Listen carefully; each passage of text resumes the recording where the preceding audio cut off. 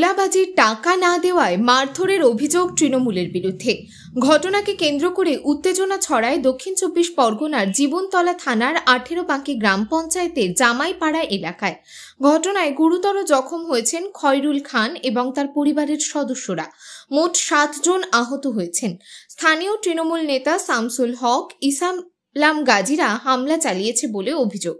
আহতদের দাবি, এলাকায় ঘর করতে গেলে বা কোনো কিছু করতে গেলেই এলাকার তৃণমূল নেতাদের টাকা দিতে হবে।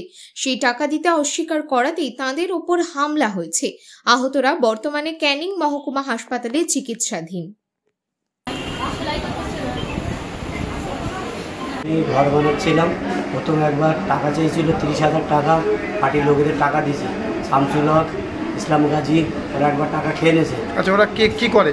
ওরা সব পার্টি করে, তৃণমূল পার্টি। আচ্ছা, আমাদের জোর করে নিজস্ব জমি, পাশে একজনের জমি আছে, জোর করে ঠেলে দিচ্ছে। মাপজোক 10 বার হয়েছে, পার্টি হয়ে মাপজোক হয়ে গেছে, সেসব ভিডিও আমাদের কাছে আছে। ফের জোর করে বলছে কাজ বাধা দিচ্ছে, এখনও কাজ চলছে বাড়ির আমার। ঠিক আছে, ওরা এসেছিল, আমরা তা বলেছি যা পারিস করে নিবি। বাড়ি ঢুকে আমাদের এই অবস্থা মেরেছে। আমার ছেলে যান কোপ মেরে মাথা ফাটিয়ে দিয়েছে। লোকেরা সবাই মিলে, আমার বউ, আমাদের পুরো ফ্যামিলি মেরেছে।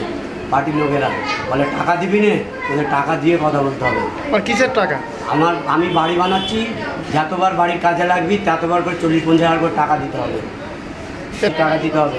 আর আমার শ্বশুরের ঘর ঢুকেছিল, সেই ঘরেরটা কাজ হচ্ছিল, উনি মানে অল্প কিছু দিয়েছে, সেই টাকা দিয়েছে। আমার শ্বশুরও টাকা দিয়েছে। ঠিক আছে, আমার শ্বশুরও টাকা দিয়েছে। মানে তোলাবাজির টাকা দেননি বলেই মারপিট? মারপিট। মোট কতজনকে মেরেছে আপনাদের? আমাদের পুরো ফ্যামিলিকে। আচ্ছা, কি নাম আপনার? আমার নাম খয়রুল খান। আর আপনার ছেলের নাম? আমার ছেলের নাম হচ্ছে আরমান খান। আর হ্যাঁ, আমার বিবি, আমার শ্বশুর, আমার বড় শালা, ওর নাম হচ্ছে অনেকজন। আমার মাথা হচ্ছে